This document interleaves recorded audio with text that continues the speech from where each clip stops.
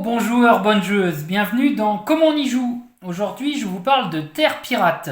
Terre Pirate est un jeu de Mathieu Rossignol pour 2 à 6 joueurs pour des parties d'environ 45 minutes, 1 heure à partir de 14 ans.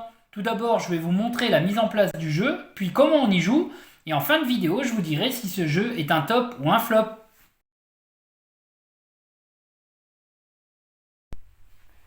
Commençons par la mise en place du jeu. Moi, je vais mettre en place une partie pour 4 joueurs. Chaque joueur va prendre un bateau d'une couleur différente qu'il va placer à la capitale. Puis, vous allez mettre des jetons bonus sur 12 îles des 14 îles qu'il y a sur le jeu, car vous n'en mettez pas sur l'île Brumoso et sur l'île Perdido. Les bonus, ce sont soit un jeton gouvernail qui vous permet de vous déplacer d'une case de plus quand vous allez bouger votre bateau, soit une arme de poing qui vous permet d'avoir une attaque supplémentaire lors d'une phase d'abordage, soit un canon qui vous permet d'avoir une salve de plus par tir au canon, soit une coque qui permet d'absorber une salve de tir d'un adversaire. Ces jetons bonus, quand vous les utiliserez, vous les gardez pendant tout le jeu, sauf si on vous les vole, et vous pouvez les réutiliser à chaque tour. Donc je vais les répartir au hasard sur toutes les îles. Alors là, vous voyez ce que je fais parce que c'est un exemple, mais à vous de cacher les jetons que vous mettez un peu partout pour pas que l'on sache où sont les jetons. Vous les mettez donc sur les 12 îles et après vous allez mettre les jetons trésors sur toutes les îles pour recouvrir déjà les bonus. Comme ça, quand vous allez aller sur les îles, vous allez gagner un trésor et aussi un bonus, mais vous ne saurez pas quel bonus vous allez avoir. Sur toutes les îles, on met ce jeton trésor et je vais aussi rajouter des jetons trésors sur les 2 îles Brumoso et Perdido qui n'ont pas de bonus. Donc je rajoute un jeton trésor sur Perdido, un jeton trésor sur Brumoso. Puis une carte échange, un jeton échange de cartes que je vais placer sur l'île Brumoso. Je vous expliquerai tout à l'heure à quoi ça sert. Et un bâtiment receleur que je vais placer sur l'île Perdido. Je garde un jeton échange de cartes et un jeton receleur que je placerai sur la capitale à partir du 3e tour. Puis vous allez positionner les différentes piles de cartes. Vous avez les cartes objets, ce sont les cartes avec les pelles. On voit qu'il y a différents objets, des barques, des sabres, des pelles. Ces objets vont vous permettre, par des combinaisons, de pouvoir aller sur les îles pour récupérer les bonus et les trésors. On voit ici par exemple qu'il faut une lunette et une corde pour pouvoir récupérer le bonus et le trésor. Vous avez aussi les cartes déplacement. Parce que ce jeu ne se joue pas avec des dés, mais vous allez déplacer votre bateau grâce à des cartes. Par exemple, ici, je peux déplacer de 2. Et il y a des cartes de 3, de 4. Donc ces cartes déplacement, vous les posez, vous les mélangez et vous les posez sur le côté. Puis, il y a les cartes tir au canon. On voit, il y a des boulets de canon en haut à droite. Pareil, de différentes valeurs, 1, 2, et vous allez les mélanger et les positionner sur le côté. Et enfin, vous avez les cartes abordage. Les cartes abordage, elles ont un pistolet en haut. Pareil, ce sont des cartes de différentes valeurs qui vous permettront d'attaquer votre adversaire. Vous les mélangez et vous les positionnez sur le côté. La dernière pile de cartes que vous allez positionner sur le côté, ce sont les cartes événements. On verra tout à l'heure qu'à chaque tour, on va prendre la première carte de la pioche et la carte événement va vous empêcher de faire certaines choses pendant votre tour. Vous mélangez cette pile de cartes événements et vous la positionnez sur le côté. Et enfin, chaque joueur va choisir un pirate. Chaque pirate va avec son deck de cartes. Il y a le guerrier, il y a le voleur, l'explorateur, le navigateur le noble et la défensive. En fonction des decks, les personnages sont différents. Il y a plutôt deux personnages offensifs, le guerrier et le voleur, où là vous allez plutôt attaquer les autres joueurs. Vous avez les défensifs, donc naturellement la défensive et le noble, où là vous serez capable de vous défendre quand on va venir vous attaquer. Et vous avez les aventuriers, qui sont l'explorateur et le navigateur. Là, vous allez avoir des cartes qui vont vous permettre d'aller plus vite ou de récupérer plus vite des trésors. À vous de choisir le pirate qui vous intéresse et à chaque partie, vous pourrez changer de deck, donc de pirate, donc de style de jeu. Mais quel est le but du jeu dans Terre Pirate? Dans Terre Pirate, vous incarnez un pirate et vous allez devoir récupérer 4 trésors, 4 tuiles trésors, et les ramener sur la capitale. Le premier qui ramène 4 trésors sur la capitale a gagné. Vous avez deux façons de récupérer des trésors. Soit en allant sur les îles et en ayant la bonne combinaison de cartes, avec une épée et une pelle, je peux récupérer ce trésor. Soit en allant voler les trésors sur les bateaux adverses. Dès que vous abordez un bateau, vous allez sur sa case et vous l'abordez avec des cartes abordage, on verra ça tout à l'heure. Vous pouvez lui voler un trésor si vous avez la carte qui convient avec. Ce sont des cartes marquées « Voler un trésor à votre adversaire après une victoire en abordage ». Donc dès que vous avez 4 trésors, vous revenez avec votre bateau sur le point d'ancrage de la capitale et vous êtes le vainqueur. Commençons à jouer. Moi j'ai choisi le voleur. Quand on commence la partie, chaque joueur va prendre 2 cartes pirates de son deck et 3 cartes objets de la pile. Donc ce sont les cartes avec les pelles dessinées en haut à droite. Donc j'ai 5 cartes. Chaque joueur va prendre 5 cartes. Puis comme c'est à moi de jouer en premier, j'ai le droit de choisir 3 cartes parmi les 5 piles. Soit celles de mon deck, soit parmi les 4 piles sur le côté. Je décide de prendre 2 cartes déplacement et une carte de mon deck. Avant mon tour de jeu, chaque joueur va démarrer au premier tour avec 8 cartes. Et là, je décide de me déplacer. Je peux utiliser donc mes cartes déplacement, soit en les additionnant pour me déplacer de 7, soit utiliser qu'une seule carte. Lors de mon tour de jeu, je peux jouer toutes les cartes que je veux. Donc je décide de prendre ma carte de déplacement de 3. Je la joue, donc je la défausse. Et je déplace mon bateau de 3 ronds sur le plateau. On voit qu'il y a des ronds blancs sur le plateau. Ce sont les ronds pour se déplacer. Je fais 3, 1, 2, 3, et j'arrive sur l'île de Vigia. Une fois que j'arrive sur une île, j'ai le droit, si j'ai la bonne combinaison, de récupérer le trésor qui s'y trouve. Pour avoir le trésor, il me faut une lunette et une pelle. Je regarde dans mon jeu, j'ai bien une lunette et une pelle. Je défausse ces 2 cartes et je récupère le trésor et le bonus. Donc à chaque fois qu'on défausse les cartes, on met dans la défausse à côté de la pile de cartes correspondante. Je récupère les 2 tuiles. J'ai donc un trésor et un bonus de 1 déplacement que je peux utiliser à chaque tour. Si j'ai envie, je peux continuer à jouer d'autres cartes ou je peux arrêter mon tour de jeu et c'est au suivant de jouer. Donc je décide d'arrêter et c'est au suivant de jouer. C'est à mon tour de jouer. À chaque début de tour, on va tirer une carte événement. Pour ce tour-ci, l'événement est « Les magasins sont fermés, aucun joueur ne peut piocher d'objets pendant ce tour ». Donc je peux toujours prendre 3 cartes, mais pas de carte objet. Je décide de prendre 2 cartes abordage et une carte de mon deck. Je commence par me déplacer. Donc j'utilise ma carte 4 et je vais me déplacer pour aborder le joueur rouge.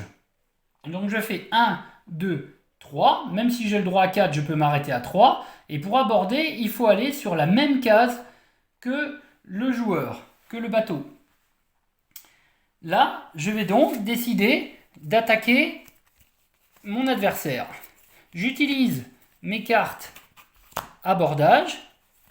J'en mets une. Donc, j'aborde avec 2. Mon adversaire peut riposter et mettre une carte, mais qui doit dépasser, ou plusieurs cartes, qui doit dépasser le chiffre 2. Il a une carte 3, il décide de jouer sa carte 3. Moi, je peux surenchérir, mais je suis obligé de dépasser le niveau 3, puisque moi, je n'ai que 2. Donc, je vais jouer ma carte 6, donc j'arrive à 8. L'adversaire n'a plus de carte abordage, il a perdu. Quand je gagne un abordage, déjà, on va commencer par défausser les cartes abordage. Je vais pouvoir piocher une carte de l'adversaire au hasard, celle que je veux. Et je lui prends un bonus. S'il en a plusieurs, je choisis celui que je veux. Et si j'ai des cartes pour voler un trésor dans ma main, j'ai le droit d'utiliser cette carte, voler un trésor à votre adversaire après une victoire en abordage. Donc je défausse cette carte et je vole un trésor à mon adversaire. Lors d'un abordage, je peux voler jusqu'à 2 trésors si j'ai 2 cartes. Vous voyez, j'ai une deuxième carte, j'aurais pu lui prendre 2 trésors, mais il n'en avait qu'un. Donc je vais maintenant avoir 2 trésors et plusieurs bonus à ma disposition. Je décide de ne pas jouer d'autres cartes. C'est au joueur suivant de jouer. Une précision lors d'un abordage, si moi j'ai attaqué avec par exemple 3 et que mon adversaire a riposté avec 6 et que je n'ai pas d'autres cartes abordage, c'est moi qui perds et c'est mon adversaire qui va pouvoir me prendre un bonus. Et s'il a une carte pour voler un trésor, il me vole un de mes trésors. Puis, il pourra aussi prendre une de mes cartes. Donc c'est celui qui gagne qui vole à l'autre, que vous soyez attaquant ou défenseur. Voilà l'intérêt des cartes voleurs pour pouvoir attaquer et les cartes défenseurs pour ceux qui ont un deck avec soit la défensive, soit le noble. Vous pourrez quand même récupérer des trésors de vos adversaires. Il est toujours possible pour l'adversaire de refuser le combat. Quand j'amène mon jeton pour mon bateau sur sa case pour l'aborder, il peut utiliser une carte déplacement et partir, se sauver. Pour un pirate, c'est pas terrible, de 4, parce qu'il a utilisé une carte de 4, et donc de refuser le combat. Mais s'il n'a pas de carte déplacement, il est obligé de combattre.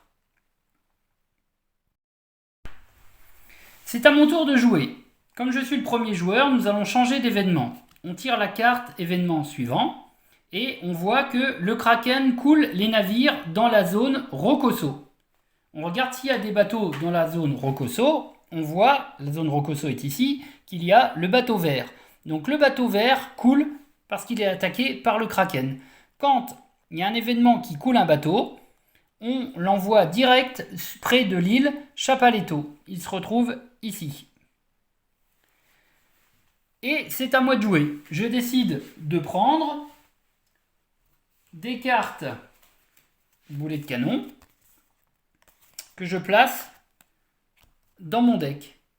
Et par exemple, une carte voleur de mon deck, parce que j'ai toujours le 3 à 3 cartes, tant que je ne suis pas à 12. Et là, comme je suis à la distance de 1, je peux attaquer toujours le bateau rouge. Décidément, je l'aime pas celui-là. En étant à une case, ou si je suis direct sur la même case, je peux aussi l'attaquer avec des boulets de canon. Si je suis sur la même case, je vais pouvoir cumuler les deux. Je vais pouvoir l'attaquer avec des boulets de canon, puis l'aborder après. Là, je décide de rester à une case et je l'attaque avec des boulets de canon. On part du principe que les deux bateaux tirent en même temps. Donc là, il n'y a pas de surenchère. Je vais décider combien de cartes je joue et combien de niveaux je joue. Là, je vais jouer mes 2 cartes, qui fait plus 1, plus 2, donc plus 3.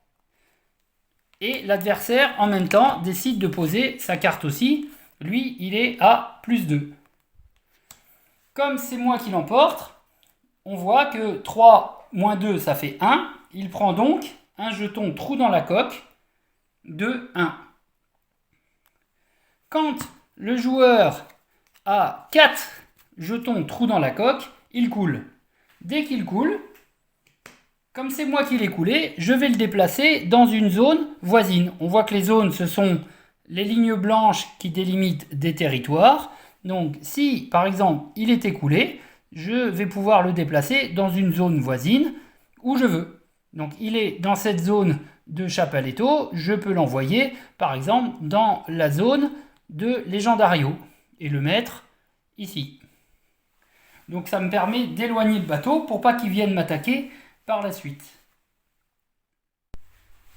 L'intérêt de tirer sur un bateau, c'est qu'à chaque fois qu'un joueur prend des trous dans la coque, si vous l'abordez derrière, il part déjà avec -1. Donc si par exemple, lors d'un abordage, il va jouer cette carte plus 2, comme il a un trou dans la coque, cette carte ne vaut plus que 1.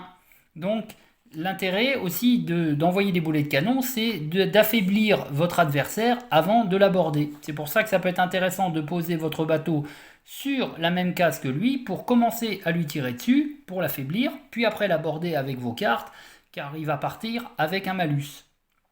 Mais si vous avez des trous dans la coque, tout n'est pas perdu. Vous pouvez aller sur une île, et par exemple, si je décide d'aller sur cette île-là, je peux défausser des cartes. Chaque fois que je défausse une carte, je vais retirer un jeton trou dans la coque. Et donc repartir avec 0 trou. Et quand un bateau coule, comme on a vu tout à l'heure, et qu'il est déplacé, il repart à 0, il n'a plus de trou dans la coque. Quelques précisions sur le jeu. Si un bateau arrive sur l'île Brumoso, s'il a la bonne combinaison et si le trésor est encore là, il peut récupérer le trésor. Mais en plus, il y a la tuile échange de cartes. Comme on a vu tout à l'heure, cette tuile reste sur l'île. Tous les joueurs pourront venir s'ils décident d'échanger des cartes. Vous aurez le droit d'échanger une ou deux cartes de votre main contre une carte de n'importe quelle pile, soit les 4 sur le côté, soit une de votre deck. Par exemple, il décide de prendre 2 cartes boulet de canon. Si vous allez sur l'île Perdido, pareil, vous avez le droit de récupérer le trésor si vous avez la bonne combinaison et s'il est encore là. Et il y a le bâtiment receleur. Donc ce bâtiment reste aussi sur l'île, mais vous récupérez une tuile de ce bâtiment receleur. Et ce bâtiment va vous permettre d'avoir 4 cartes au début de votre tour au lieu de 3. Je vous rappelle qu'à partir du 3e tour, on place une tuile, échange de cartes et un bâtiment receleur à la capitale. Une autre précision, si un bateau arrive à la capitale, il est protégé. Il ne peut pas se faire attaquer. Par contre, vous avez le droit de rester que 2 tours de suite dans la capitale. Après, vous êtes obligé de bouger. Alors, Terre Pirate, est-ce un top ou un flop? D'abord, le plateau est magnifique. Il est fait sur une aquarelle, ce qui est très rare dans les jeux de société. En plus, les cartes sont sympas et Mathieu Rossignol a voulu supprimer la part de hasard. Les déplacements se font avec des cartes et pas avec des dés, ce que j'apprécie particulièrement. Je n'aime pas trop les jeux avec des dés. En plus, comme vous incarnez des pirates différents, là c'est Barbe Noire, chaque pirate a une histoire, vous pourrez lire dans les règles l'histoire de chaque pirate. Et en plus, du coup, comme chaque pirate a un deck différent, vous pouvez changer de deck à chaque partie et jouer votre partie différemment. Les événements aussi apportent un rôle assez sympa, parce qu'à chaque événement, vous allez être bloqué, vous ne pourrez pas faire telle ou telle action, et ça change un peu votre stratégie, donc il faut savoir aussi s'adapter à l'événement du tour. Ce jeu à 2 est moyen, parce que vous allez incarner 2 pirates en même temps pour chaque bateau, et comme l'espace est assez grand, vous avez peu de chances de vous croiser, on peut vite se sauver, c'est pas exceptionnel, même si on a trouvé plaisir à y jouer à 2. Par contre, si vous cherchez un jeu pour jouer à plusieurs, puisque là vous pouvez aller jusqu'à 6 joueurs. C'est très rare des jeux de plateau où vous pouvez jouer à 6 avec un jeu hyper fluide. Parce que souvent on attend son tour et on ne peut pas réfléchir d'avance parce que quand c'est votre tour de jeu, tout le jeu a changé et il faut réfléchir au moment où c'est à vous de jouer. Et là, c'est très long. Alors que là, comme il y a des bateaux partout, vous avez du mal à vous sauver, vous serez bien attaqué par quelqu'un et vous pourrez attaquer qui vous voulez parce qu'il y a toujours un bateau près de vous. Et par contre, pour essayer de choper les différents trésors, il va falloir être très rapide parce que tout le monde va aller sur des îles différentes et il ne restera plus beaucoup de trésors. Donc si vous cherchez un jeu pour vous amuser à 4, 5 ou 6, je vous conseille ce jeu, il est vraiment génial. Voilà, ce jeu est disponible à la boutique Au Bon Joueur à Avranches. Il y a pas mal de boîtes. C'est un jeu auquel on croit beaucoup, fait par un Normand. Alors n'hésitez pas à vous rendre à la boutique. Et moi je vous dis à bientôt pour une nouvelle vidéo de Comment on y joue.